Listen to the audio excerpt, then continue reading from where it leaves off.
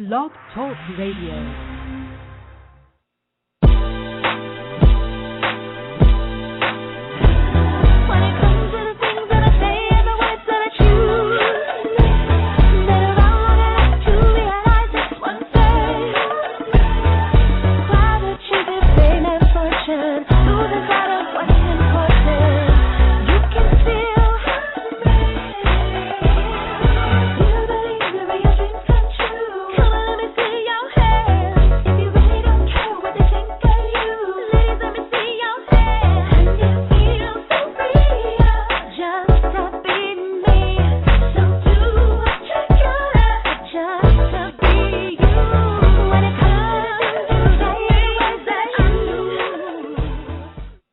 Welcome to PLUS Model Radio, the number one podcast for plus-size women. I'm your host, Chenese Lewis, coming to you live from Los Angeles. Today is Monday, September 3rd, 2012. Happy Labor Day. I hope you had fun today and had a lot of good barbecue. While you're listening, make sure you like PLUS Model Radio's Facebook page at facebook.com/PLUS Model Radio and on Twitter at twitter.com/PLUS Model Radio. And if you haven't already, check out the new issue of PLUS Model Magazine with 3 hot covers this month. Make sure you check it out at plusmodelmag.com. PLUS Model Radio is a proud sponsor of the Fuller Woman Expo, which will be September 21st through the 23rd in Detroit. And Kim Coles will be returning as the keynote speaker. For more information, visit fullerwomanexpo.com.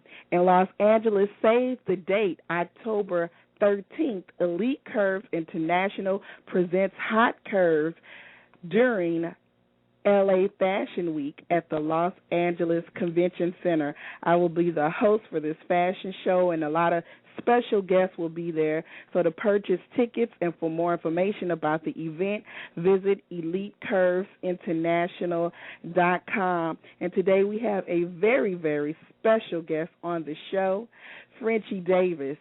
Songbird Frenchie Davis was born in Washington, D.C. and raised in Los Angeles, California, where she started her musical journey performing in plays throughout her school years, eventually deciding to audition for the second season of the groundbreaking Fox show American Idol. Her success on the show launched the Howard University alum to raise the rise to fame rather quickly, and she has been progressing ever since. Frenchie moved on to join the Broadway cast of the hit show Rent and played the role of Effie White in Dreamgirls, leading her to 4 wonderful years on Broadway, eventually becoming a Grammy-nominated artist for her involvement in the revival of Ain't Misbehavin. Recently, the singing starlet joined Team Christina on NBC's hit show The Voice and became one of the top 4 finalists. Her cover of When Love Takes Over landed at number 3 on iTunes Dance Chart, launching her undeniable talent into the national spotlight yet again. Frenchie has now ventured out and established her own label, Frenchie Davis Music Group, and her first smash single, Love's Got a Hold on Me, will be released tomorrow, September 4th, and will be featured on Frenchie's upcoming debut, Just Frenchie LP. And let's welcome the wonderful one and only Frenchie Davis to the show. Hi. Hi. Holy biography. Well, hey, girl, you've accomplished a lot. I'm so excited to have you on the show. Thank you. I'm excited to be on the show. We've been Facebook friends for a while, so this is exciting. So it's long overdue. So how did you discover your gift and this amazing voice? Did you grow up singing in the church? I grew up singing in church in the choir, and, I was a musical theater nerd when I was a kid. So I watched Annie every day after school for at least a good 5 years of my childhood, and I loved Little Shop of Horrors. That was another favorite movie of mine, and so I think my love of musical movies and, singing in the choir helped me develop my my ability to sing, but I always loved to sing for as long as I can remember. And living in Los Angeles, did you ever try to pursue a career in entertainment at a younger age? Because, you know, everybody knows somebody cousin is at a music company. Did you ever try and do it, you know, in elementary school or middle school? Actually, no. You know, my parents were really conservative, and they were kind of like, okay, well, it's great that you can sing, but where are you going to college? You know, so their emphasis was, you know, singing can be your hobby, but you need to be focused on education because, you know, I didn't grow up wealthy or anything like that, and my parents, you know, struggled a lot, and, you know, their point was, you know, we're both college educated and we're struggling. So if you don't have a degree, you don't have a chance. And that was the way that they looked at it. So as much as they, you know, supported my love of singing, they definitely wanted to make sure that I was focused on being well-rounded academically. And so, you know, I didn't really pursue a career as a kid. I didn't really think I could do this for a living until I got to college. I thought that, you know, I'd be an English teacher or something like that, and, you know, singing in the choir, you know, would be my hobby or something. But I never imagined that, you know, I can do this for a living until, you know, I got to college and studied. And so you went to college at Howard University, and there did you major in theater? Yes, I did, yeah. And so I was originally going to be an English major, and then I auditioned for the school play, which ironically was Ain't Misbehavin, and I got the lead and changed my major to musical theater shortly thereafter. And so while you were in college, is that where you found out about the American Idol auditions, or was it after you graduated?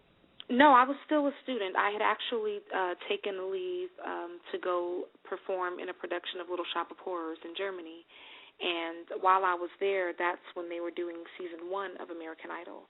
And when I returned to the States and, you know, returned to school, a friend of mine, Kira, you know, said, there's this new show that you have to try out for. It's called American Idol. And she explained it to me, and she was like, they're not having auditions in D.C., so you would have to go to New York to audition. And, you know, I had saved all my money from Germany to pay my tuition, so, you know, it just didn't seem realistic to try to, you know, come up with money to go to New York, you know, when I had books and tuition and all that stuff to pay for. So, right, school is, you know, very expensive. Yes, and so she came up with the idea to go to the school's computer lab and type up pledge sheets, the official Send Frenchie to American Idol Tryouts Fund. And really? She went around the whole campus and raised like almost $500 for me to get to New York and audition. Really? Where is Karen today? You keep in touch with her? I can't find her. I've been looking for her. So anybody out there, Kira Sachs, you know, I've been trying to get in touch with her forever. We lost touch like a few years after I moved to New York, and, you know, cell phones crash on you, and you have to get new ones, and you don't have anybody's contact information until they call you, and, you know, so I've been looking for her. And I have faith that I'll find her because I just with reconnected with, and I just reconnected with my 7th grade music teacher who I've been looking for years. So, you know, we owe that to social networking. So right. It made the world like this big. and so you went to American Idol and you made it through the audition. It was successful. You went to Hollywood. Now, do you like to talk about what happened with the American Idol? You know, the thing that went down, or do you the say controversy? That's in the past? I mean, you know, it is in the past. You know, it's not something that I run from.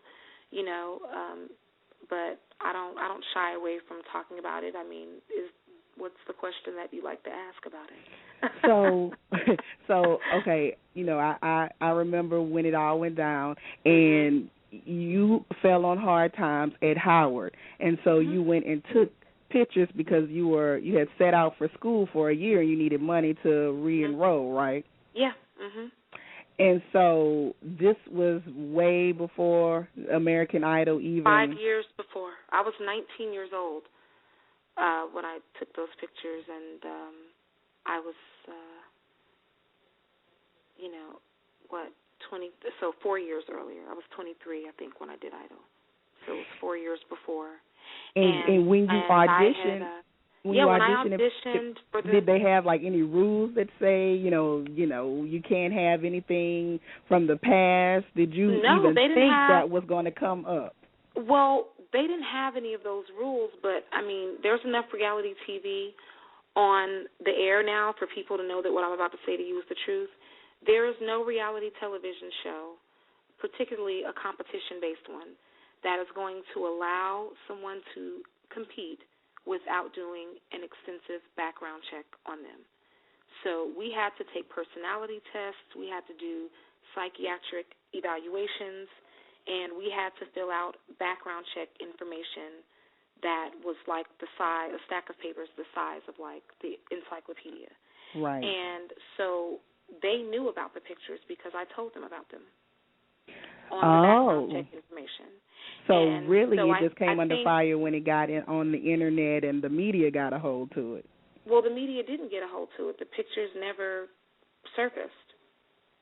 So no one ever saw the pictures, actually. You see how people read what the media say and think they know what happened? I want the person who saw the pictures to call me right now because, the pictures have been taken 4 years prior. The site that they were on had been sold to a completely different company years before. So the pictures weren't even out, I disclosed all of that information. People were getting kicked off of the show for lying on their background check information, for lying about their age and things like that. How do you think they discovered that those people were lying? Because they did background checks on all of us. So we were encouraged to disclose every skeleton in every closet because we knew that they would be doing background checks on us. So I sincerely think that the controversy stemmed from the public wondering, why kick her off the show if she was honest about it? Why pretend like this is something you just discovered? They knew.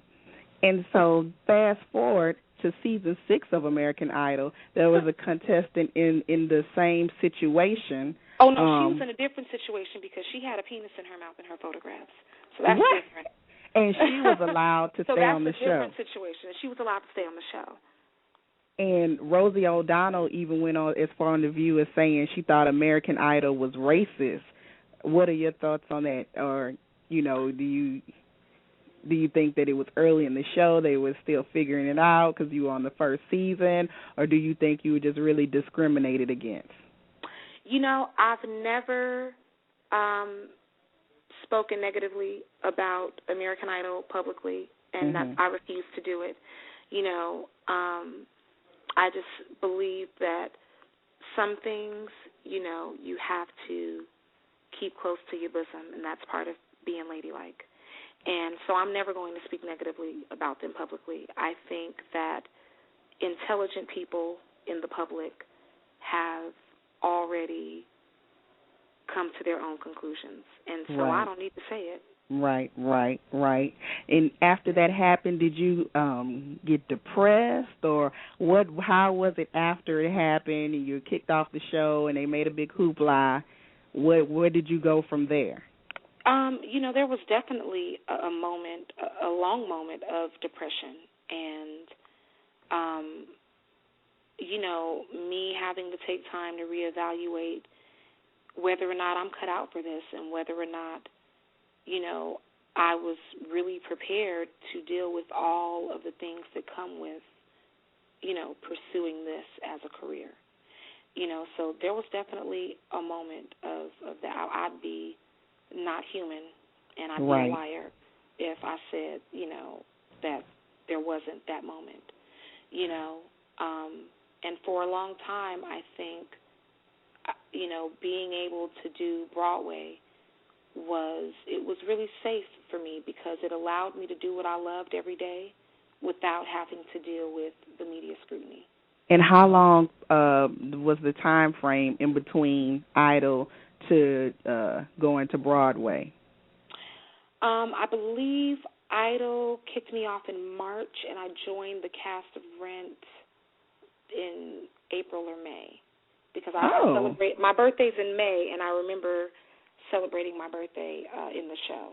Like I was beginning rehearsals for the show around the time of my birthday that year. So, so it was pretty quick, because shortly after I left the show, Entertainment Tonight hired me to host the red carpet for the Grammys for them, and that year the Grammys were in New York. So while I was there, I took my theater, training from Howard and my resume, and went and auditioned for all the theater casting directors that I knew of in New York, and the Rent people had already seen me audition, because a lot of casting directors from Broadway would come and do audition workshops at Howard when I was a student there. So I think they had already seen me audition, and then they saw me on Idol, and then I popped up in New York and auditioned again, and I started rehearsal a few weeks after that.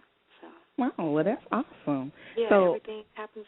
Yeah, it really does. So after your success on Broadway, did you try going straight to music companies to launch your solo music career from there?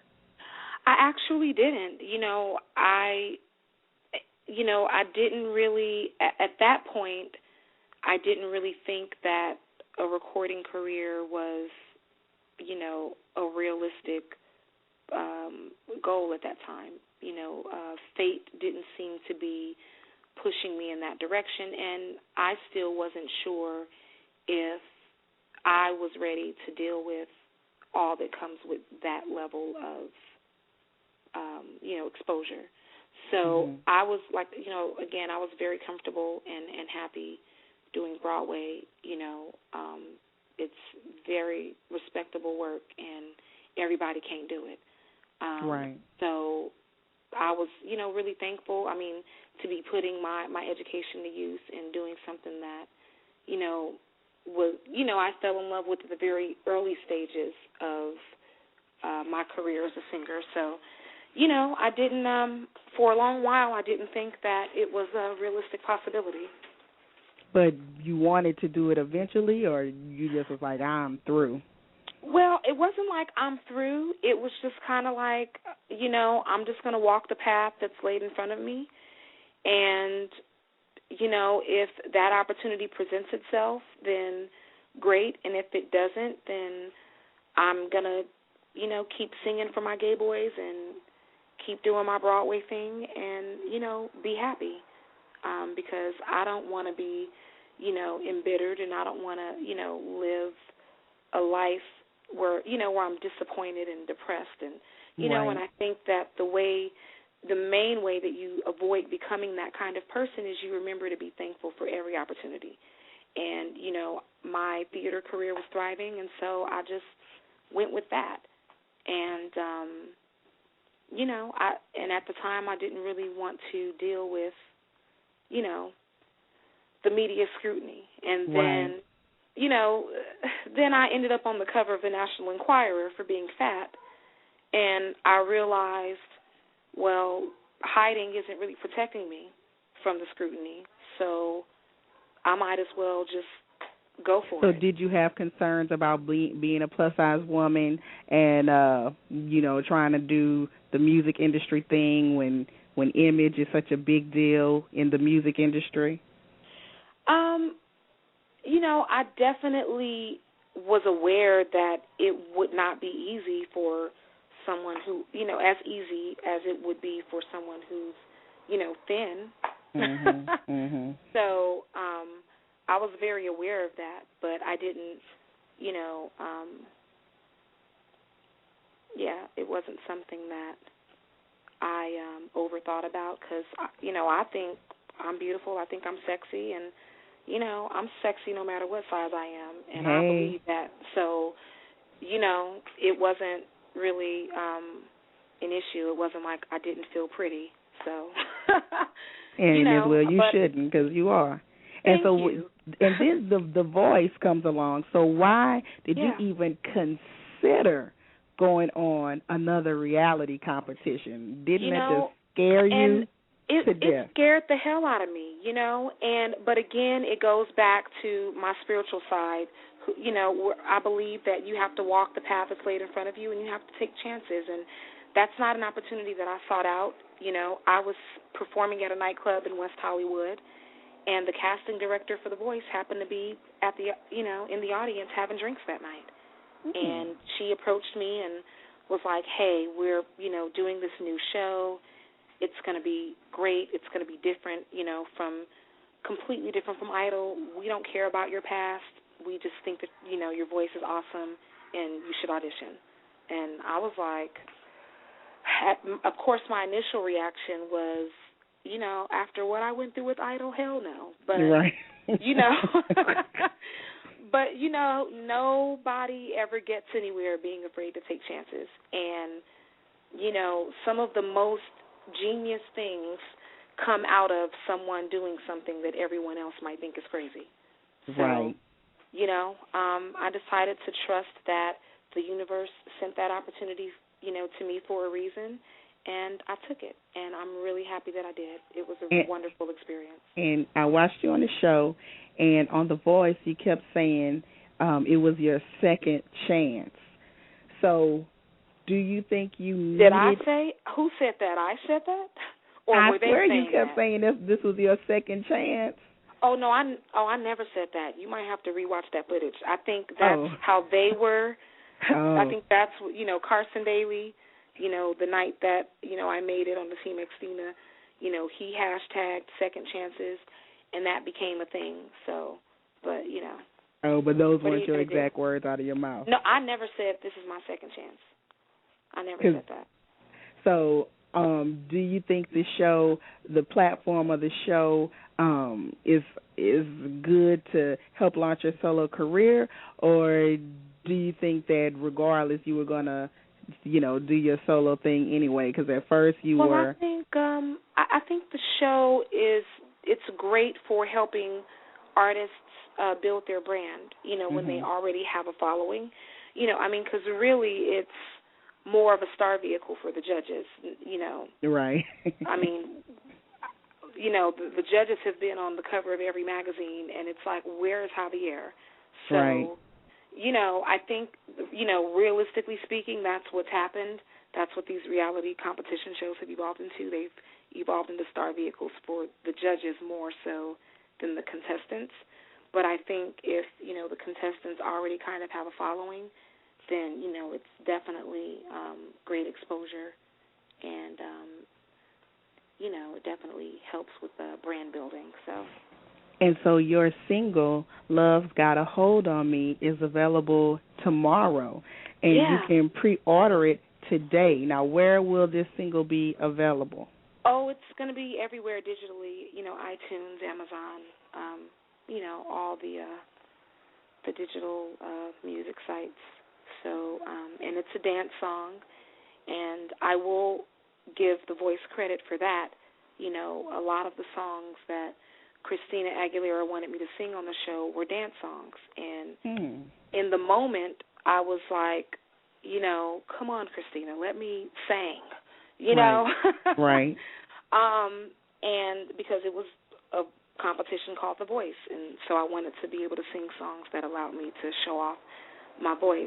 But, you know, Christina was like, nope, that's too expected. Let's, you know, do some dance stuff. And, you know, every dance song I did on the show ended up in the top 5 on the iTunes dance charts, and it opened up a whole new door of possibility for me. And, you know, I realized that I don't have to put myself in a box.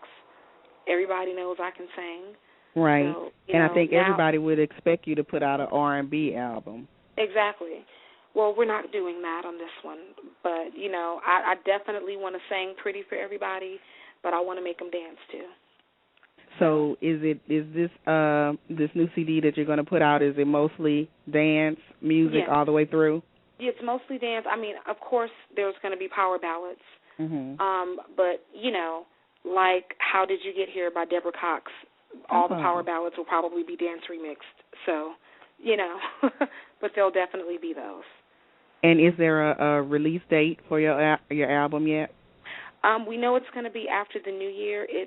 I don't want to set a date in stone yet and then have to push it back because there's so much going on with, trying to finish the Christmas album and, everything else that's happening. And, I'm trying to start, my plus-size lingerie line. And yeah, I want to ask you that, but I want to ask you, too, like you're taking your music career in your own hands because you formed your own music label, Frenchie Davis Music Group. I did. So do you have other artists already signed? Or are you looking for new talent? Yeah, absolutely. At some point, yes. I mean, we're still building it, and, I guess I'm the guinea pig, and we'll see how successful this goes. And, if other artists want to come be Team Frenchie, I'm all for it. And so having your own music label, it kind of empowers you as an artist, so you don't really have to answer to that many people?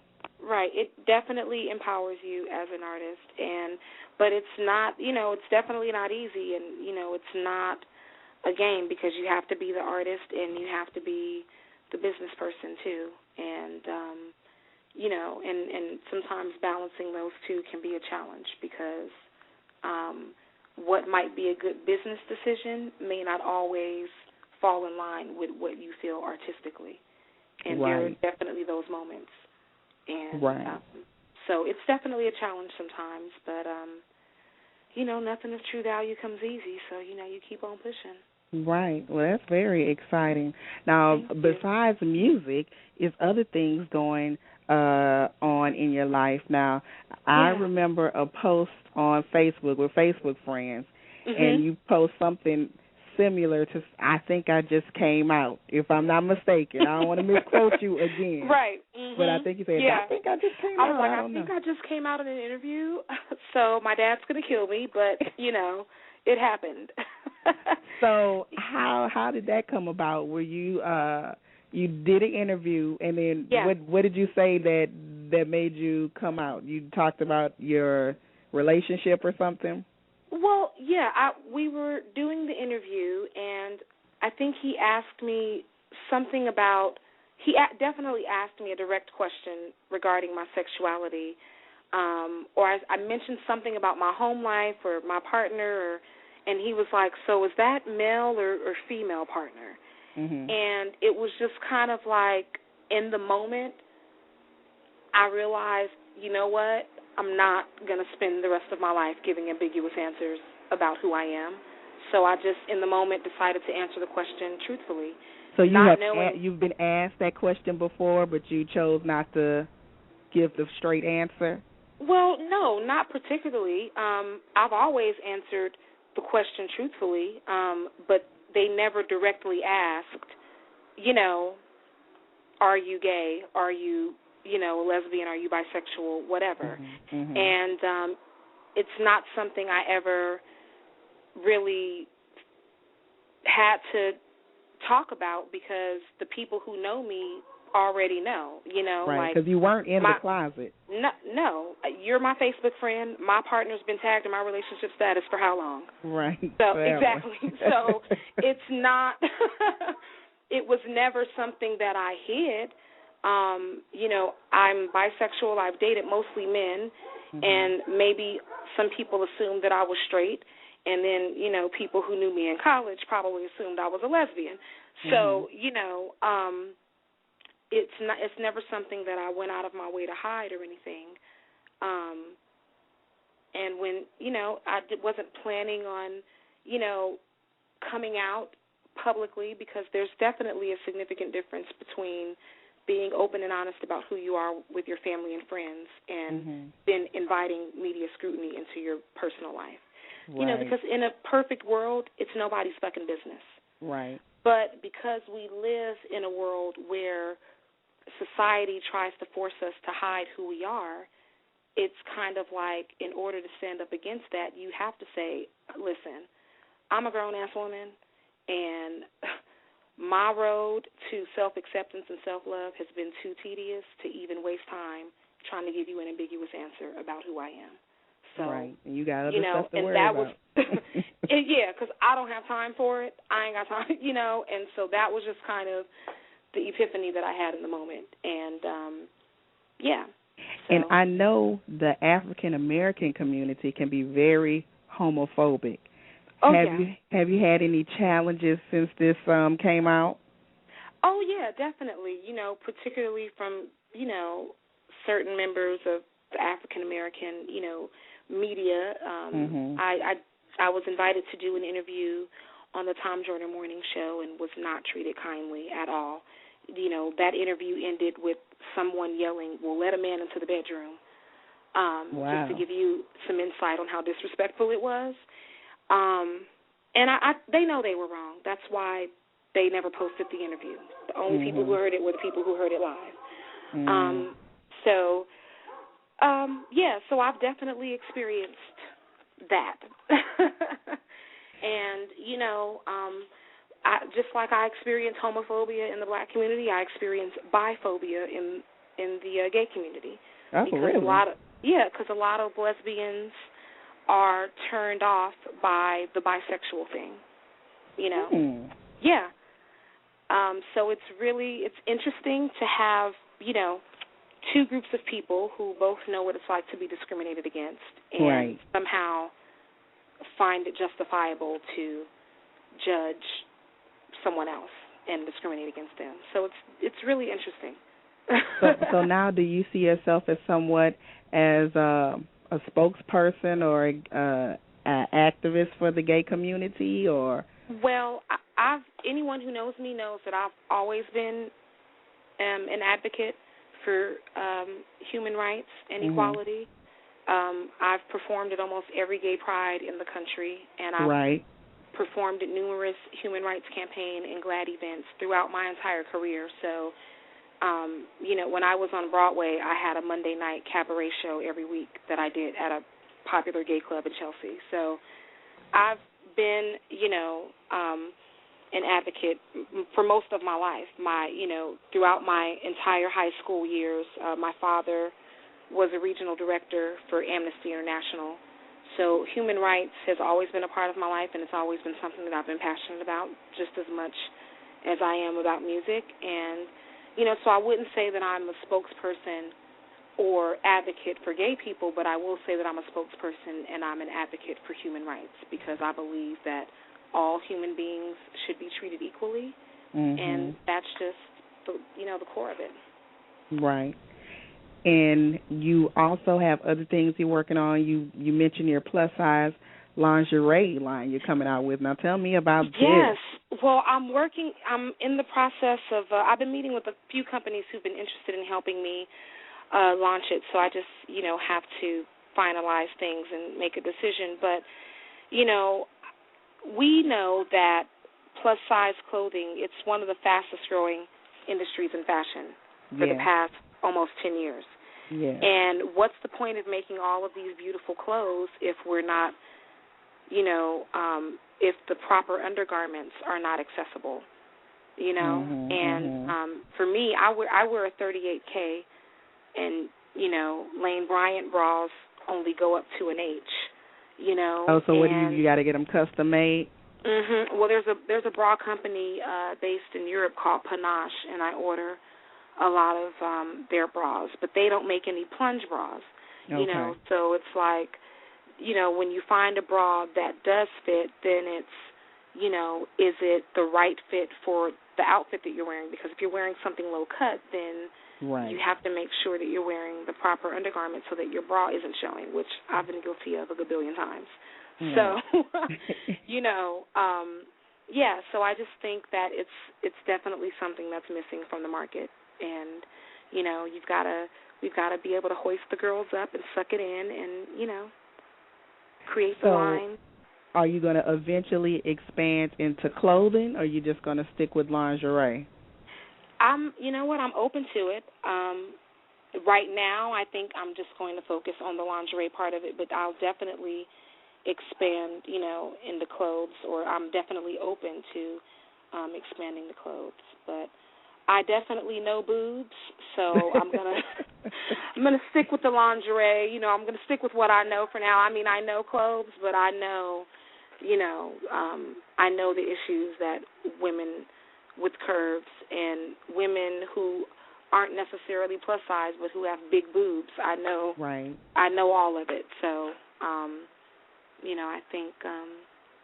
I think that's going to be the primary focus of that for now. But I'm definitely open to doing clothes as well. And when you do performances, do you sometimes have a hard time finding clothing that you want to wear to perform in?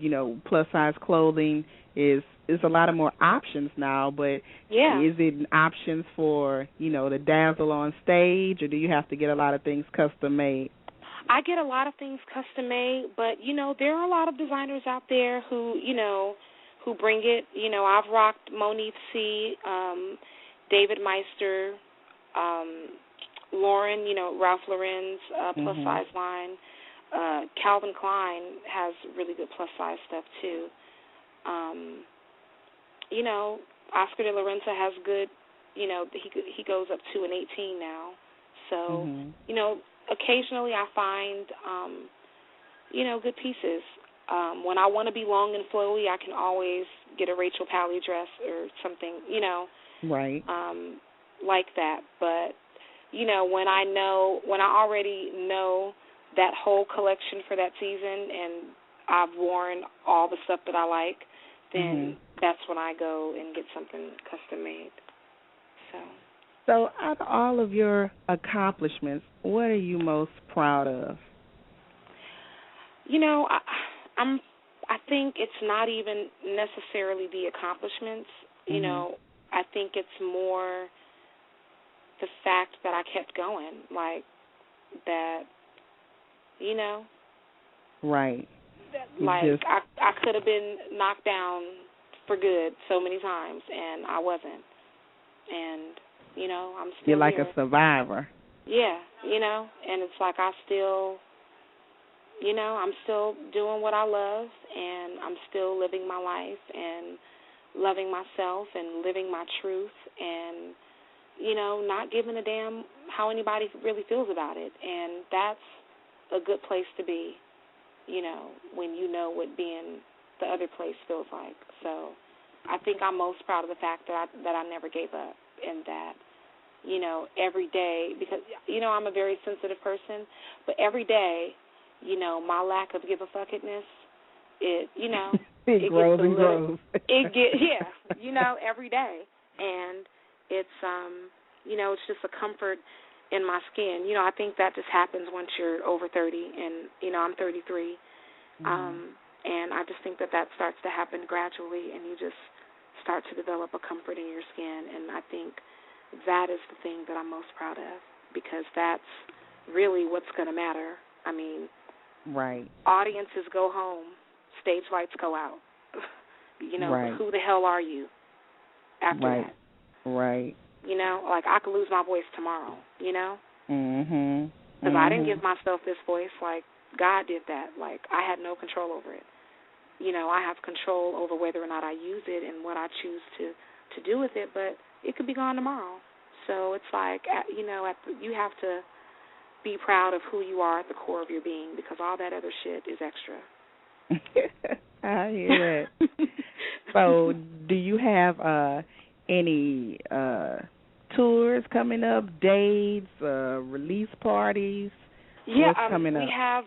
We have a bunch of release parties. I think we're probably, doing every, gay club in the gayborhood in West Hollywood. And I'm been in talks with clubs in San Francisco and Vegas. I'm performing at Crave Nightclub on the Las Vegas Strip September 22nd. And, and next year it's going to be crazy, because I'm probably going to be at all the, doing my Pride tour, which I do every year. And it'll be prides all over the country, sometimes, all over the globe. It depends. Oh, really? And, so, yeah, right now I'm focusing on recording, and the gigs are going to come more than likely after the new year. Right now I'm just focused on recording. And so to reiterate about the single drops tomorrow. Tomorrow. And you can pre-order today. Huh? I said I'm so excited. Are you? Do you have butterflies in your stomach? Yeah, like I'm excited. I'm scared. I'm like so many emotions, you know. But I'm really I can't even describe it. You know, it's like it's 10 years after I was on Idol, and I'm just now releasing my first single.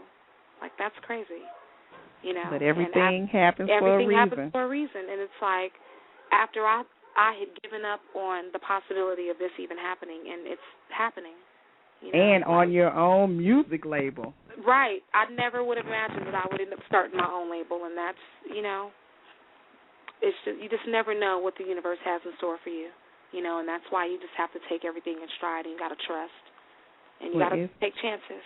Exciting. So, and you can pre-order today on Amazon, and it'll be available tomorrow on iTunes to download. Yeah. And now I listen to music on Spotify. Does Spotify pay artists? Or do I need to download it on iTunes? Tell me, give me my instructions. Download it on iTunes or Amazon just to be safe. Okay. Well, thank you so much for being on the show. It was a pleasure. Thank you for having me. And what is your official website? For bookings, it's FrenchieDavis.org, and then for me personally, it's officialfrenchie.com. And you're on Facebook. I'm on Twitter. Facebook. I'm on Twitter. Yeah. So, and we have good talks on my Facebook page. Yeah, so you sure do. You get down on Facebook. Yeah, we have really good, you know, debates, and you know, we talk about everything that you can think of on my page. So, you know, check it out, subscribe. You know, it's good stuff. Well, again, continued success. You have my support. If there's anything I can do for you, just give me a shout. And, you know, I'm on Team Frenchie, so don't hesitate so much, to ask.